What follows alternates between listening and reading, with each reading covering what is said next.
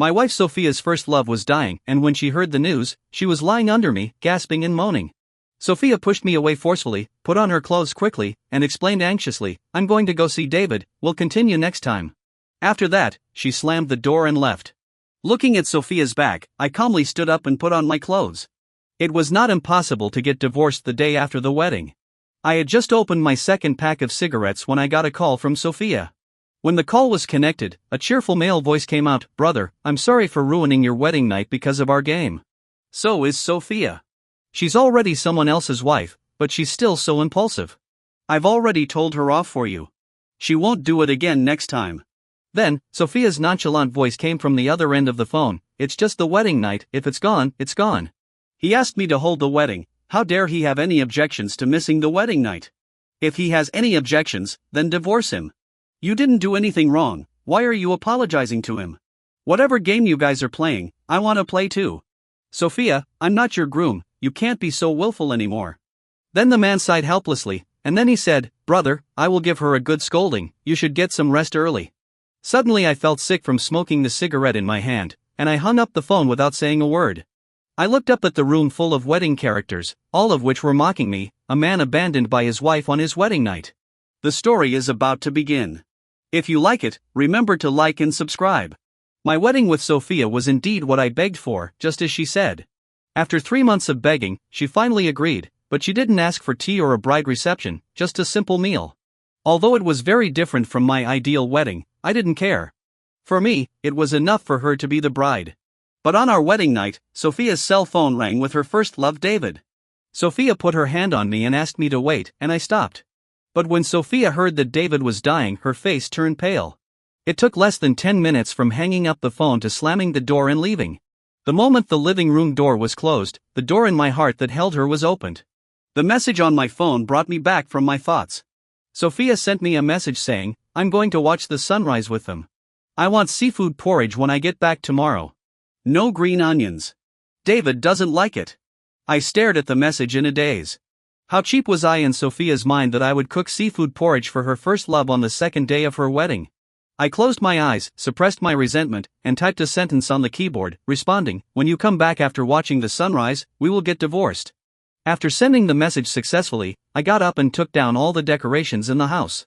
Seeing the red all over the floor, I felt a little more comfortable. When Sophia came back the next day, I was eating beef noodles with great relish. I looked up at her when I heard the door open. Sure enough, Sophia was wearing David's shirt, with her white thighs showing underneath.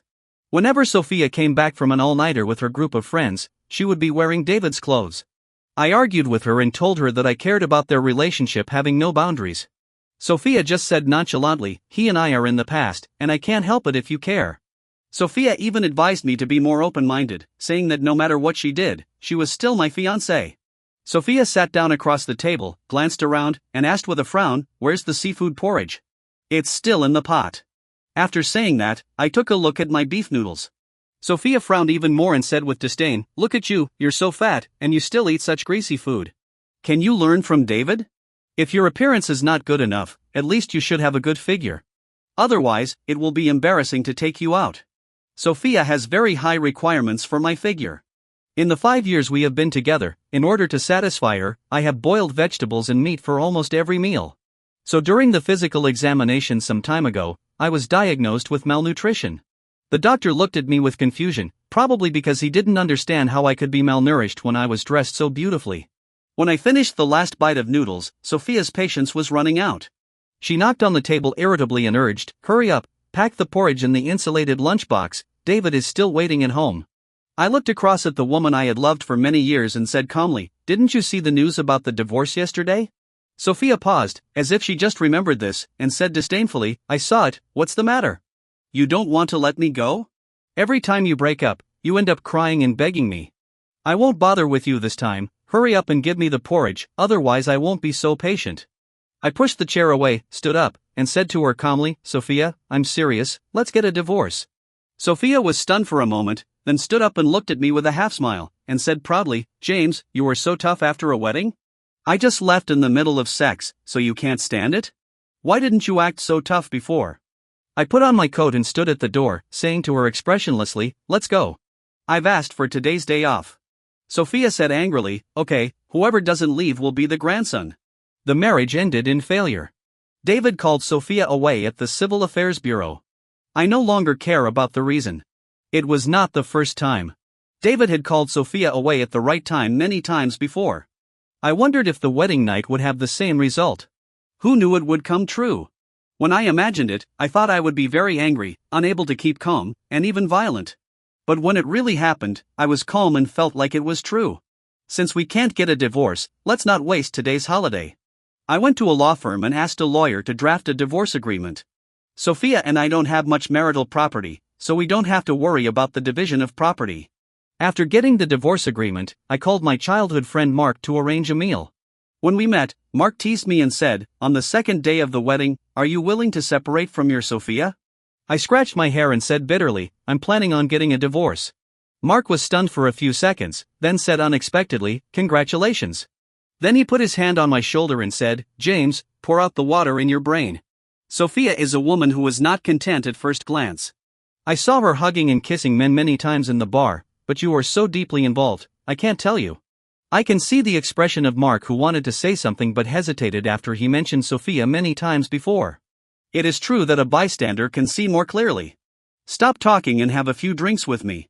After I said that, I tilted my head back and poured all the wine in the glass down my throat. It was already 9 o'clock in the evening when I got home after eating and drinking. I opened the door and saw Sophia wearing a black suspender dress, sitting in the living room and chatting with someone via video. When she saw me coming in, Sophia slowly hung up the video. From my angle, her clothes were no different from revealing her breasts. I didn't care and walked past her to take a shower. When I was about to finish my shower, a soft body came up to me. Sophia blew into my ear and said ambiguously, "Honey, I'll make up for your wedding night." If Sophia had been so proactive before, I would have been excited all night, but now my heart is purer than God. I broke away from her, put on my clothes neatly, turned around and looked at her God calmly, "Sophia, stay away from me." Sophia was stunned for a moment, then pointed at me and yelled in frustration, "Stay away from you? Who do you think you are? I took the initiative to make peace with you, what else do you want? Do you think I really want to touch you? If David hadn't persuaded me to make peace with you, I wouldn't have gone home today." I raised a sarcastic smile and said coldly, "You can leave now. Pack up your things and go to your first love's house, don't get in my way." Sophia suddenly looked as if she had suddenly realized something, and said contemptuously, "Besides being jealous of David, what else can you do? You really want to go to the Civil Affairs Bureau with me? If I had known, I should have gone with you to go through the divorce procedures in the morning, and then waited for you to beg me. I gave you a way out just now, but you didn't give up. Then go and sleep in the guest bedroom."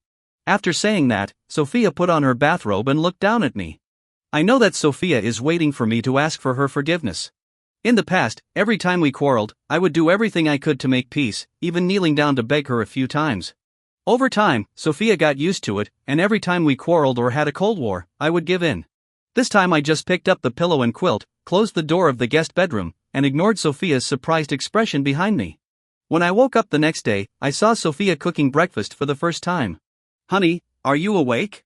It's time for breakfast." Seeing me come out, she brought a pot of seafood porridge and placed it on the dining table, then raised her hand to call me over. I looked at Sophia in surprise. It was hard not to suspect that the seafood porridge was poisoned. Sophia was a good cook, but this was the first time she cooked for me.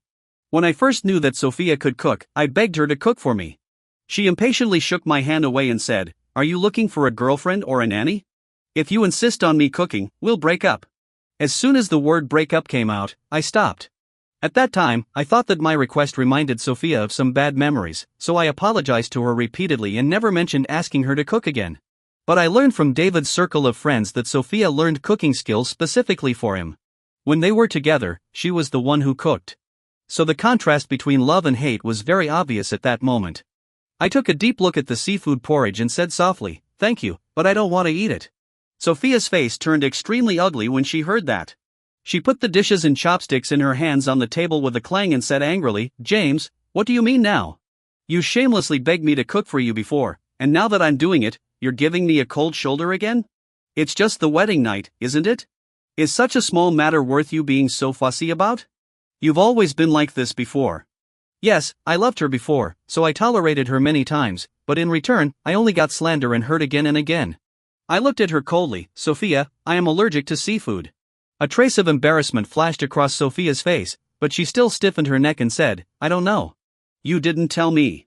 I smiled sadly and mockingly. 5 years, Sophia, we have been together for 5 years.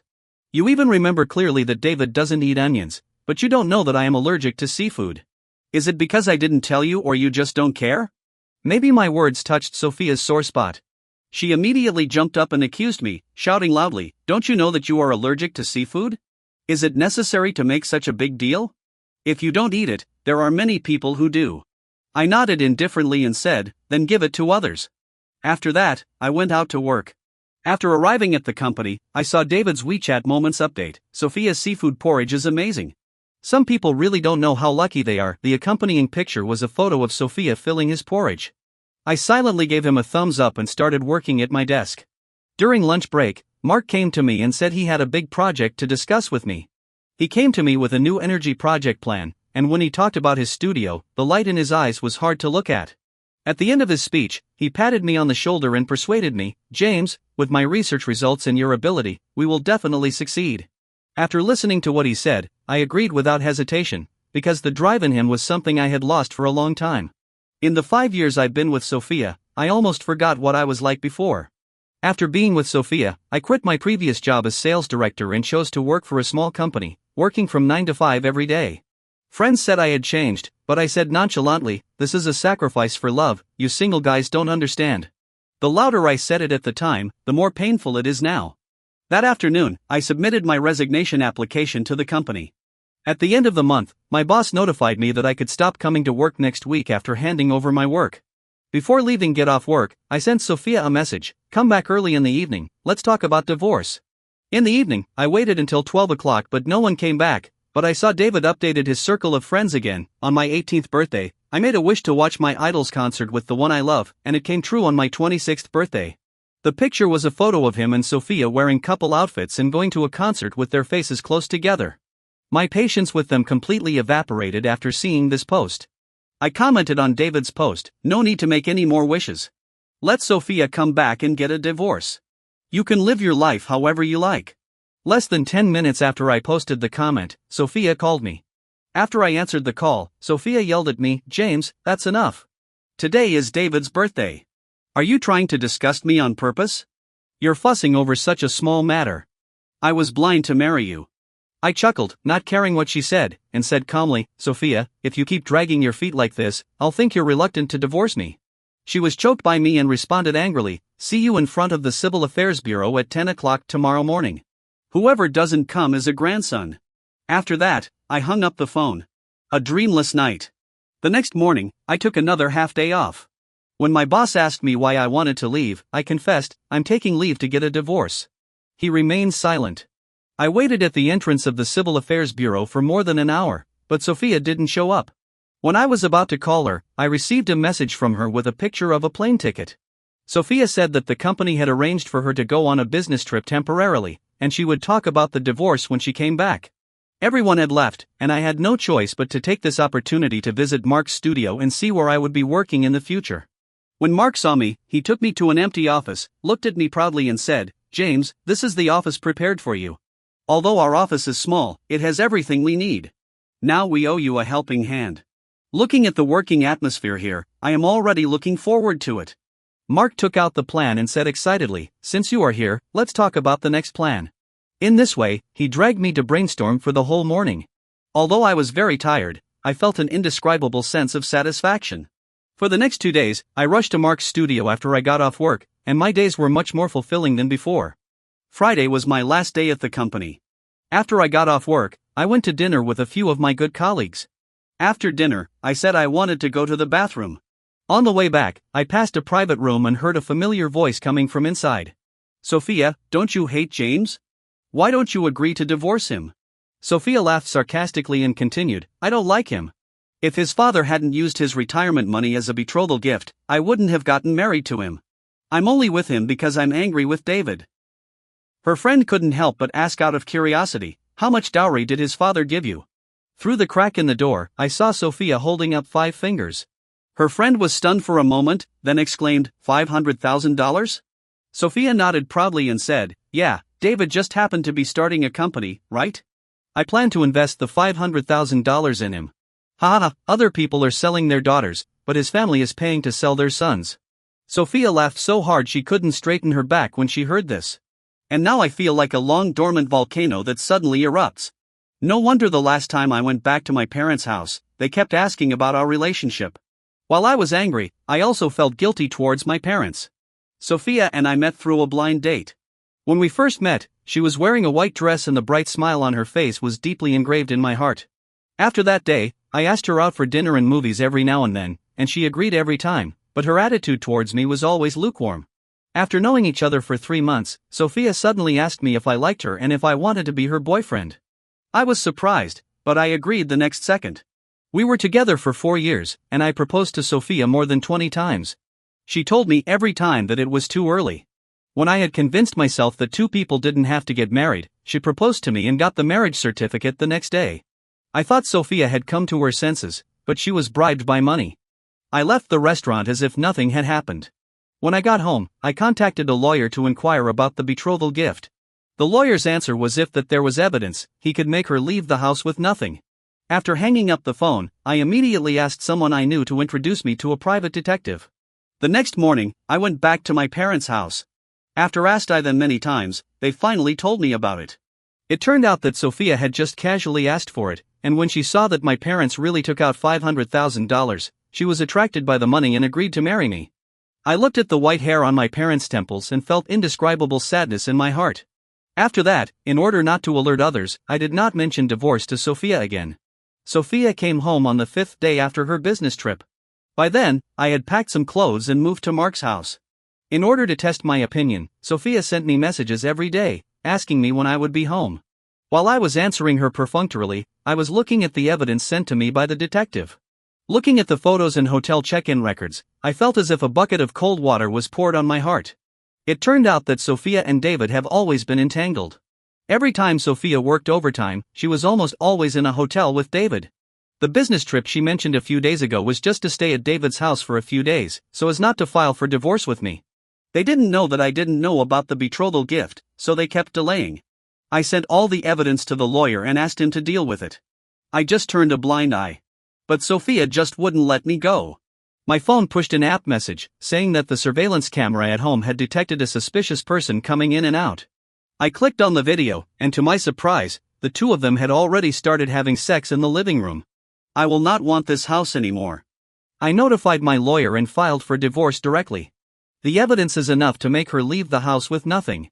The day Sophia received the lawsuit, she called me in a rage and yelled, "James, you want me to leave the house for such a small matter? You are too optimistic, aren't you? I didn't expect you to be such a person who only cares about money.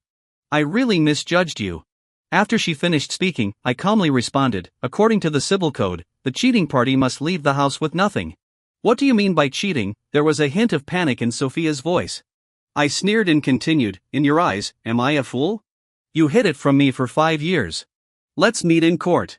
I hung up the phone, stretched, and continued to work. At this time, the lawyer sent me a message saying that there was something important and asked me to go to the law firm for an interview. I was puzzled, but I rushed to the law firm immediately. "Mr. James, you need to watch this video." As soon as I sat down, the lawyer projected the surveillance video of our home that day onto the screen. I was just about to ask, "What's there to watch? Isn't it just a couple having sex?" The lawyer quickly scrolled the video to the last 5 minutes. In the video, Sophia and David were sitting there leaning against each other. After David finished smoking a cigarette, he hugged Sophia and asked, "James, you don't know that the people you are meeting are not your parents, right?" Sophia sneered and said disdainfully, "That idiot must not know how he can meet my parents whenever he wants? Look, he hasn't mentioned divorce to me recently, I guess he regretted it. I'll give him some sweet treats in a few days, and he'll come back like a dog." David touched the top of Sophia's head lovingly, and said with a distressed tone, "Sophia, I'm sorry for wronging you. When my company is established, I will treat you well." Sophia looked at David with a touching expression and said lovingly, "Everything is worth it for you." The video ends here. I took a few deep breaths to calm down. I asked the lawyer if their behavior was illegal. The lawyer said no, but she could return the betrothal gifts in full and ask for additional compensation. I felt better. I thought Sophia was just cheating, but I didn't expect that I was actually part of their plan. Soon the day of the trial arrived. Before the trial, Sophia pretended to be pitiful and begged me to forgive her, but after the trial, when I presented the evidence one by one, her face became more and more ugly. Until my lawyer finally handed over the video, Sophia's face was completely pale. Since we had complete evidence, the judge quickly ruled that we should divorce on the spot, and the woman had to return the betrothal gift in full and compensate the man for mental damages of $50,000. After coming out of the court, Sophia rushed over to me like crazy and yelled at me, "James, you have such a vicious heart. You actually installed surveillance cameras at home." I sneered and said with disdain, "Sophia, why don't you say that what you did is disgusting? You should be thankful that what you did has not reached the point of sentencing, otherwise I would definitely send you to jail." Sophia told me that she still couldn't understand why I suddenly changed. I smiled and said, "Because I figured it out. It's a waste to use my true feelings on you." I turned around and walked a few steps, then I remembered that she was still living in my house. I turned back and said to her, "Sophia, I'll give you 3 days to move out of my house, otherwise don't blame me for being rude." After the divorce, I planned to sell the house and go back home to live with my parents. With a bang, the moment I pushed open the studio door, several salutes suddenly rang out. "Congratulations! Congratulations! Congratulations to Director James for escaping from misery." It was Mark and a group of colleagues who greeted me at the door. I waved my hand and said excitedly, "To celebrate my singleness, let's have a dinner tonight, I'll treat you." My colleagues, all of whom were of the same age, were happily making some strange noises. I know what Mark meant. After all, I have loved Sophia for so many years. I may not be able to accept a sudden divorce. But when the judge's hammer came down, I felt relieved, without a trace of sadness or reluctance. Maybe my love for her has been exhausted by her repeated hurts. What I didn't expect was that Sophia would show up at my studio the next day. She was wearing the same white dress she wore when we first met, and she was standing at the door of the studio waiting for me. I asked indifferently, "What are you doing here?" Sophia looked at me with red eyes and said, "James, are you really going to be so cruel to me? Are you going to kick me out?" I just remembered that after my divorce yesterday, the real estate agent brought people to my house to look at. The house was newly renovated and in a good location. Most importantly, in order to sell it, I lowered the price by 10% and gave it all furniture. I looked at her coldly and asked, "Is it useful for you to play the emotional card at this time? Or does David have no house for you to live in? By the way, it seems that you still pay for the rent of his house?" After the detective investigated Sophia before, I learned that David was a gigolo. He earned $2,000 a month, but his food, housing, and other necessities were quite good. Sophia would give him money every month to help him pay the rent. Sophia's salary was not enough for the two of them, so at that time, she would ask me for money every month with various excuses.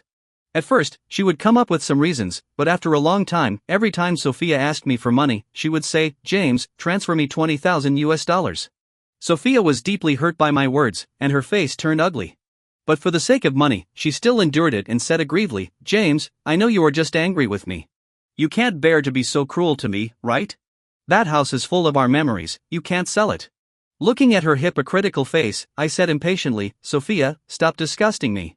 If you don't leave, I will ask someone to recover the money you spent on David during your marriage." Hearing this, Sophia glared at me fiercely and said fiercely, "James, things may change over time.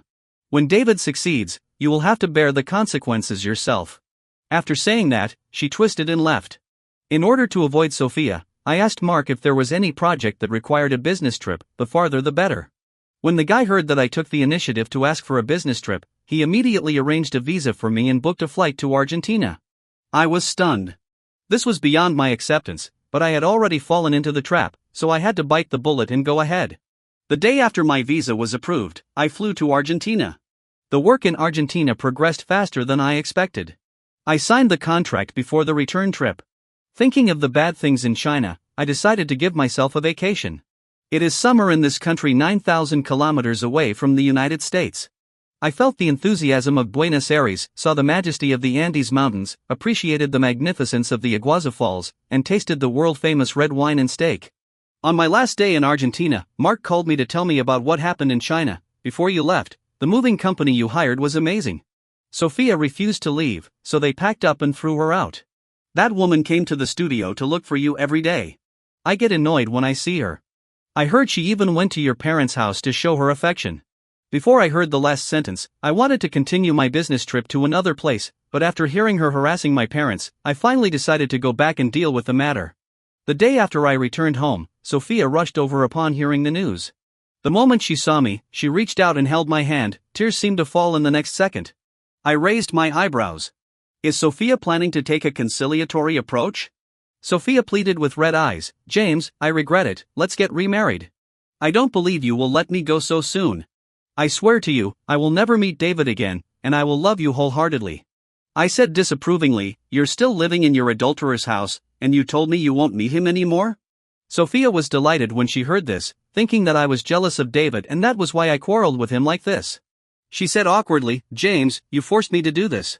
You had me kicked out, and I had nowhere to go, so I had to live in his house. If you are not happy, take me back. But I don't want to live in that house anymore. As compensation, you have to buy me a bigger house than that one, otherwise, Humph, I will not forgive you. I heard that Humphand couldn't help vomiting. Sophia finally understood what I meant by that. She raised her hand in frustration and wanted to slap me, but I dodged. I said coldly, Sophia, you have so much time to pretend here, why don't you think about what to do about David's company's losses? By the way, your $500,000 betrothal gift has been delayed for so long, it's time to return it. Sophia was so angry that her face turned red. She threatened me viciously, don't force me, or you will regret it. I chuckled and walked away without noticing the vicious expression on Sophia's face. After that meeting, Sophia never showed up again. This morning, as soon as I got to work, my assistant came running to me in a hurry and said, Director James is in trouble. I looked at her in confusion, and the assistant sent me a link and asked me to open it. After clicking it, I saw Sophia's photo, and the link title was, My Vicious Ex-Husband Abused Me. After I filed for divorce, he blackmailed me again and again. The link roughly said that I had abused her many times during our marriage, and after she filed for divorce, I robbed her house and extorted money from her. Domestic violence has always been a sensitive topic, so this post quickly caused a sensation on the internet, and even my personal information was already available online. When I saw the pictures circulating online, I knew what was going on. I immediately called the police and hired a lawyer to collect evidence and sue them later. After thinking for a moment, I registered an account and posted online the evidence of Sophia's infidelity that I had collected before, the court verdict at the time, and the police report receipt. This incident was already a hot topic, so it quickly became a hot search. Netizens realized that they were being played for fun, and they all rushed to Sophia's account to criticize her. This woman is so shameless. She cheated on her husband and still blames others. Her ex-husband is so pitiful. They were together for 5 years, and he was cheated on for 5 years. Although her behavior did not reach the level of marriage fraud, it was much more terrible than marriage fraud. There were as many people who helped her as there were netizens who scolded her now, or even more. 2 days later, Sophia appeared at the door of the studio, wrapped tightly. I looked at her coldly and asked impatiently, What are you doing here again? Sophia held my hand tightly and begged, James, please help me. I didn't want to do what I did online. David forced me to do it. I understand now. You are the one I love. Let's get back together. We can have 2 babies and we will be very happy. James, you can't watch me die. You can't force me to death. I laughed sarcastically and continued, What you said is strange. How could I force you to death? Did I force you to cheat on me? When you took money from my parents, did I force you to do it? All of this was caused by you wanting it all. Sophia broke down and cried, No, you love me. You won't stop loving me. James, you love me the most. I sneered and then said, I, who loved you, have been killed by your own hands. Sophia, there is no possibility for us to be together in the future. Please don't harass me or my family anymore. After that, I asked the studio's newly hired security guard to take her away and not let her in again. After that day, Sophia changed her strategy and waited for me at the door of the studio every day with the meal she cooked. My colleagues in the company were betting on how long she could last. When someone asked me to guess how long it would last, I smiled and didn't comment. Recently, the studio has been involved in a big project, and I have been working overtime until very late every day. After work this day, I walked to the parking lot as usual. Within 2 minutes, a dark figure jumped out from the side and rushed towards me with a knife. When I was thinking about where I should kick him when he rushed over, a dark shadow suddenly appeared behind me. Looking at Sophia in front of me, a hint of surprise flashed in my eyes. Puff, the knife in the shadow's hand stabbed into Sophia's abdomen. Looking at Sophia lying on the ground, I hurriedly called the emergency number. When I accompanied Sophia to the hospital, I felt for the first time that I couldn't see through Sophia. Did she really regret it? Was she willing to protect me with her life? When we arrived at the hospital, the doctor congratulated me after the examination and said that Sophia was 1 month pregnant and that, thanks to good luck, both the adult and the child were fine. I looked at the 1-week pregnancy diagnosis sheet and was pretty sure that the baby wasn't mine. When I walked to the door of the ward with my pregnancy certificate and medicine, I heard Sophia talking on the phone with a tone of pride that she couldn't hide. Just now, the way James looked at me changed. "David, you are still smart. It doesn't matter if you use a self-torture trick, as long as it can help you. But are you sure that the gangster won't tell the truth?" "That's fine. James will be back soon, so let's do this for now." Even if I only heard one side statement, it was not difficult to guess the truth of the matter. The slight sympathy that had just appeared disappeared immediately. When Sophia saw me come in, she immediately grabbed my hand and looked me up and down, then said thankfully, "Fortunately you're okay, otherwise I would be heartbroken." If I hadn't heard what she said just now, I would have been fooled by her. After I put my things away, she suddenly asked, "Are you pregnant?" Sophia was stunned and asked subconsciously, "Whose child is it?" I shrugged, spread my hands and said, "It won't be mine anyway." Sophia looked at the diagnosis sheet, a trace of struggle flashed across her face, and finally she took my hand and cried, "James, I don't know. I can abort the baby for you." I laughed sarcastically. "For the sake of money, you don't want the child with David. Have you discussed this with him?" "Sophia, it's fun to lie to me again and again, isn't it? I thought you had changed your personality, but in the end, a dog can't change its habit of eating shit." Sophia shook her head instinctively and said, "James, what did you say?" "I heard you make a phone call just now. I interrupted directly. You guys use this self-torture trick really well, but it's a pity that you are too proud too soon." Sophia started to play the sympathy card with me, and said in a trembling voice, "I only do this because I love you. You have to understand my heart." I pulled my hand back and said coldly and firmly, "Sophia, there is no possibility for us." After saying this, I left without looking back and ignoring the crying behind me. After that separation, it was already a month later that I heard from Sophia again. That day, the assistant gossiped to me, "Director James, Sophia cut David's bottom with scissors after she found out that David was being kept by a rich woman." I nodded calmly and responded, "Have you finished writing the plan yesterday?"